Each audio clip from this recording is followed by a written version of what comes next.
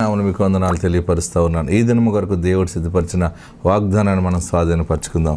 పరిశుద్ధ గ్రంథంలో నుండి యోబు గ్రంథము 8వ అధ్యాయము 7వ వచనం ద్వారా ప్రభు మనం దర్శిస్తూ ఉన్నారు. యోబు గ్రంథము 8వ అధ్యాయం 7వ వచనం. Job chapter 8 verse 7. అప్పుడు నీ స్థితి మొదట కొద్దిగా ఉండినను తుదను నీవు మహాభివృద్ధి పొందెదవు. ఈరోజు వాగ్దానము, నీవు మహా అభివృద్ధి పొందెదవు. నోట్ చేసుకోండి.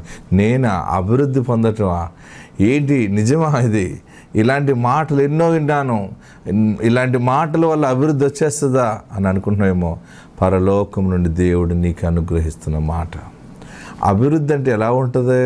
అసలు నేను చూస్తానా? నా జీవితంలో డెవలప్మెంట్ అనేది ఉంటుందా? నా జీవితం, నా కుటుంబంలో ఆశీర్వాదం అనేది నేను చూస్తానా అని అనుకున్నామేమో. మహాభివృద్ధి పొందుతావు. మామూలు అభివృద్ధి కాదు. ఒక ఇల్లుంటే చాలు, నాకు ఒక బిడ్డ ఉంటే చాలు, నాకు 1 ఎకరం పొలం ఉంటే చాలు, ఏదో ఒకటి స్థిరమైన ఆదాయం వచ్చేది, ఒక పని దొరికితే చాలు అనుకుంటున్నావేమో. దేవుడు నిన్ను మహాభివృద్ధి కలగజేస్తాను అంటున్నాడు. అంటే నువ్వు ఎన్నో గృహాలకు యజమాని అవుతావు, ఆస్తికర్త అవుతావు, ఆరోగ్యవంతుడిగా ఉండి అన్నీ అనుభవిస్తూ ఆత్మ సంబంధమైన సాక్షిగా ఉంటావు.